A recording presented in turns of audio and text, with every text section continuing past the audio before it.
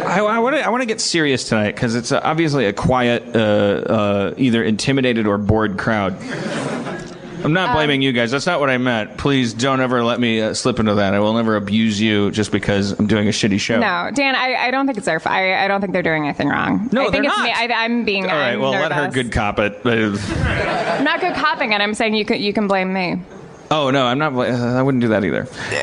You were talking about anxiety. It's fine to have a quiet night at Harmontown. It's okay. You don't have to be uproarious. There's absolutely nothing funny happening or entertaining. There's nothing. There's no one coming at me with a knife. Your heart rate can be down here by like sleeping. You can be relaxed like a person in a commercial for a bed. It's fine. Because ultimately there is no sponsor, and there is nothing at stake, except your $10, which is now gone. But I will give you $10 worth of an experience. Well, if I have to slash my wrists up here, you won't react to it. You'll cringe, and it'll make you sad. Tonight we are sponsored by Humanity. That's correct. Thank you, baby. So we're talking about anxiety. I want to talk about my newly found mental disorder. The fact that I'm losing my fucking mind. The fact that I'm falling apart. I started doing this diet where you eat. It's the 4-hour body diet, and hold for applause. Okay. I didn't mean it. The 4-hour body diet in a nutshell. I didn't read the book. Erin did. She imparted it to me. You eat beans, meat, and veggies for 6 days a week. And then every cheat day, Saturday in our case, you eat 18,000 cupcakes, 20 pretzels, cars, fire hydrants, whatever you want. Because you're spiking your blood sugar and then you're doing all that stuff. I'm certainly not doing the diet right by supplementing it with quarts of vodka. There's all kinds of variables there. Started doing the diet, lost a bunch of weight. Then, for you avid podcasties, you know that there was a point where I called an ambulance because I got so lightheaded. I had no idea what was going on. I had a sensation that I had never experienced before, which was just vague lightheadedness. I didn't faint, and there was no pain, and I wasn't my heart wasn't going fast. There was nothing other than it was just like cloudy. But it was so persistent and so odd. I never experienced it before, so I was certain, well, this means I'm dying. And I gave it like 45 minutes to an hour to go away, thinking, well, and drinking water, maybe it's thing, and I ate a bowl of beans, like maybe it's blood sugar because of this diet. It just keeps going. I'll lay down. I don't want to lay down because that's what dead people do. And I lay down, and then I get up. Now I'm even more lightheaded. Okay, call an ambulance. Ambulance comes over, full of all these Jake Gyllenhaals, and they they said, you're in fine condition. I went to the doctor. Doctor took my blood. Blood came back. He said, as I talked about on the podcast, cholesterol's perfect. Liver's perfect. Kidneys are perfect. Blood sugar is very, very low, but not in a bad way. Your triglycerides are high, but not in a bad way. It's just a sign of you being on this diet. I'm like, okay. So that didn't show anything. Then I keep having these lightheaded spells, and I'm like, what the fuck is going on? And Erin keeps going, it's probably anxiety. Probably, like, I'm like, fuck, that's retarded. Stop it. I'm sorry for the retarded people that just heard me say that. Like my sister. My sister's retarded. I get one every podcast. It's because of her and the sacrifices I made growing up with her. The next thing I call retarded will be valuable and capable.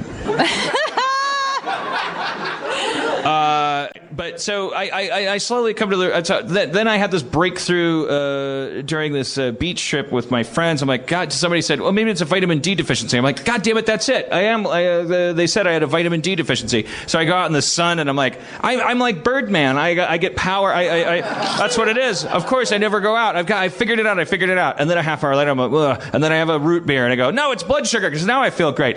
I take some potassium. I eat a banana, and I go like, no, it's potassium. It's potassium. Stairs. And every time I get on the internet and I Google whatever it is I'm doing and I go, potassium deficiency, and it pulls up the symptoms, and I search for lightheadedness, and I go, okay, there it is. I clinched it. I got it. And I'm like doing all these experiments on myself, trying to figure this out. And basically all the experiments result in just further and further panic. Like I just keep... Like, these things don't go away. So we went to San Diego. I went to the San Diego Zoo. I'm walking around. She's in heaven. She's always wanted to go there. It's a bunch of fucking animals. I love it, too. But I'm preoccupied by... I keep having these spells. I'm like, there it is again. Okay, I'll drink a Sprite. I think it's blood sugar. I'm back around to that. No, and now I feel better. Okay, I've noticed. Half hour after I drink a Sprite, my head clears up perfectly. But then that starts not being the case. Then that science goes out the window. Now, no matter what I do, well, maybe I drank too much Sprite. Maybe I'm hyperglycemic. I don't know what's happening. And Erin, who's been saying for weeks, like, it's probably anxiety. We're standing in line. She goes like, let's go on the bucket that takes you over the whole San Diego Zoo and dangles you from 5,000 feet. That'll relax you. And I'm standing in line, and it's like, this is probably not a good idea, but I don't want to be a pussy, because God knows I've done nothing but show her what a man I am so far. I want her to find out now that I am a complete pussy. So I'm just kind of standing there going, this is not a good idea. I'm going to be in a bucket dangling over people. And we get to the front of the line, and I was just like still talking about it. And like, I just don't get it. It's not the Sprite. It's not the bananas. It's not the pretzels. It's not the fire hydrants. It's not the giraffes. It's what the fuck is wrong with me? What's happening to me? And earlier that day, I'd been like in tears. There's something wrong with you, and you don't know what it is. Like, I'm spoiled rotten. Like, so 20% of you in the audience have something. Like, some of you have diabetes, some of you have MS. Like there's a guy here that's an aneurysm survivor. He came here tonight in spite of his symptoms. He's like the doctors are giving him horrible news, and I'm just going like, oh, why am I lightheaded? I'm in my life. I can't do it. Like crying in hotel rooms, and then going to the zoo and going, I think we need to go home. We're standing in front of the line at the bucket, and Erin goes, Dan, you've eliminated every possibility. Sooner or later, you have to accept the fact that you're going to be fine. It's anxiety. No, it's not. It's not anxiety. I don't have anxiety. I'm at a zoo. Everything is going fine for me. You've spent the last 6 months to a year going through enormous changes that no one, you're the only one that hasn't acknowledged. You're the only one that hasn't accepted or acknowledged or expressed or felt any of it. You've acted completely normal while your entire life has completely changed. And it doesn't matter if you're at a zoo or eating spaghetti or drinking Sprite or dancing or drinking or drinking water or not drinking water. They're coming and going at random intervals. You're having panic attacks. And the way that they go away is when you accept the fact that you're going to be fine. And I was like, I was just thinking in my head, like, this fucking bitch keeps going on. It's just making me panic. And I had experimented in the past with like looking in the mirror and going, you're fine. That's stressful. That's what Norman Bates does. You're fine. You're fine. You're a winner. You're going to get out there and take the world by storm. Get out there, Norman. But because I was in a line for a bucket that goes over a thing, and I had to just internalize it, and really, for the first time, I said it in my head, okay, I'm going to be fucking fine. There is nothing left to do. Either I'm going to die, either I have a tumor, or like I'm a ghost, or like I'm a Twilight Zone episode, somebody erased me in the past, or it's a new form of pretzel I haven't narrowed down. I can do nothing about it. I'm probably going to be fine. And then it vanished. My head completely cleared up. I got completely normal, like I am now. And then we got in the bucket and dangled over the zoo, and I was fine. I was like even more relaxed. I was like, whee, it was a bucket over the zoo. And I started crying because my girlfriend cured me of my insanity and saved me from what I thought was something that was killing me. And it wasn't a funny story, but it made me like you more. Ugh. I hate inflating her head. But maybe that has something to do with it. Maybe I'm in a relationship where I'm like, it's, this is it. And I don't know. Maybe that's it. Maybe it's writing a CBS Wait, did sitcom. you just say that I'm causing your anxiety? No. The idea that you're, let me put this in terms that you'll accept. Maybe you're so awesome that I'm having anxiety attacks. I'm not trying to stress you out. I'm just trying to understand. I would like to, as an experiment, try to cause an anxiety attack. Because here's the other thing. Then then I was fine, and then I was like, oh shit, we cured it. And then, like, today I was in this writer's room, and then I started having one, and then this time I was like, I just noted on my stopwatch, like, okay, let's see how long these things last. What's going on? It lasted a half hour, and then it was gone. And then right before the show, I went out with you. We went across the street to Pikey, and I had one for like an hour, like a general unease. They have different classes, like the ghosts and Ghostbusters. Like there's the kind that are so small, like waves, that they're so small that I can just jump over them. I can feel them coming, and then I just go, they're not happening, and then they go away. And then there's ones that are so big that me saying they're not happening and them not going away makes them bigger. And those are basically the two categories. And then they last anywhere from 30 minutes to an hour and a half. Right. And so now I'm like, and then we had this argument about, well, I shouldn't be cataloging them. I'm going to the doctor tomorrow because I probably have a fucking meatball in my brain or something. No. There's like a baby skull. Like I have an absorbed twin that's like trying to get out of my brain, and it just keeps moving every once in a while, like it kicks. And then I have a spell, and then it like stops kicking, and then I go, oh, the Sprite worked. I don't fucking know. I've tried not drinking. I've tried hydrating. You would have such mixed emotions if you found out that you had a really special tumor.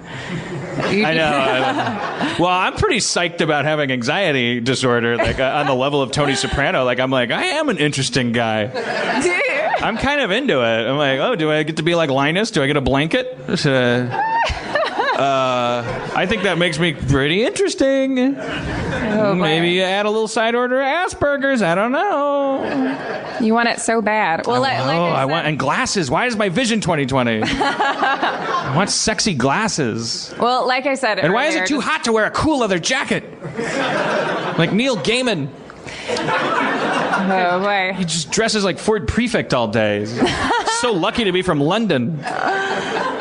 When we went into the Hugo Awards, because Neil Gaiman was nominated in the same category, when we walked in, I said... And you know why? Because he grew up with the name Gaiman. That's why he won. You're not going to beat a guy in a sci-fi contest who grew up with the name Gaiman on the playground. Aaron... I know I'm not winning. Jesus. I was going to ask, I was going to pull another thing. Oh, yeah, please. It's like milking a cobra. Like if I just go, Aaron, she'll go, I know, I raped your brother. I didn't know. It's like a tuning fork. That's so weird. I'm sorry. I don't know why I'm feeling so anxious. I apologize. Do what I do. Blame the audience. They're mellow tonight. The audience's job is to sit and absorb. Their mood is a nuanced, organic thing that no one can predict or control. They're like a gelatinous mass made of little people-shaped particles. They're just like Play-Doh or goo, They can't... And the only thing that they respond to is total, like, kind of balance between acknowledging them and ignoring them. Right. Like a guy who spins plates has to, like, spin his plates, and he has to... If he pretended that the audience wasn't there, he'd be a shitty plate spinner. But also, if he kept asking them which plate to spin, all the plates would crash to the floor. And so they sit there like this ooze, and then the performer kind of wades into the ooze, and the air conditioning, and the whatever's happened on the evening news, and whatever collection of sandwiches they've all eaten, like they all add up to some random number, and we just accept it. Guys, I just want to ooze with you. Just ooze together. Sometimes the ooze is like dark and heavy, like gravy. Just like want to take a nap after Thanksgiving. Just hang out, watch a football game. This isn't me blaming you, but I think all of our talk about anxiety made me feel very anxious. Yeah, that's what you always say. I don't know what to do with that. That makes me more anxious. No, don't feel anxious. Don't feel anxious. Let's forget it. Hey! Forget that I'm having anxiety attacks. Forget that me talking about them gives Aaron anxiety attacks. Everyone, please forget that you affect us. Forget you're watching a show. Get up and in an orderly fashion, go to your cars and forget that you came here. I did want to say really quick about anxiety attacks, that just because you identified it doesn't mean that it's going to end. It's good. It also doesn't mean that I don't have cancer. Like, the symptoms could still be the same. I'm going to go back into the doctor and I'll go, seriously, you can't just take some blood out of a guy's arm and tell him he's fine. Right. Like, something's happening to me. I don't want to think that you have cancer. No, you're not dying. Aaron, I'm dying. You are in love with a dying man. It's just like how I loved my mom before she died of cancer. Maybe I want that kind of love. Maybe I'm sick of hearing about this woman. I gave you so much. Why don't you marry her? Or let go of her and marry me?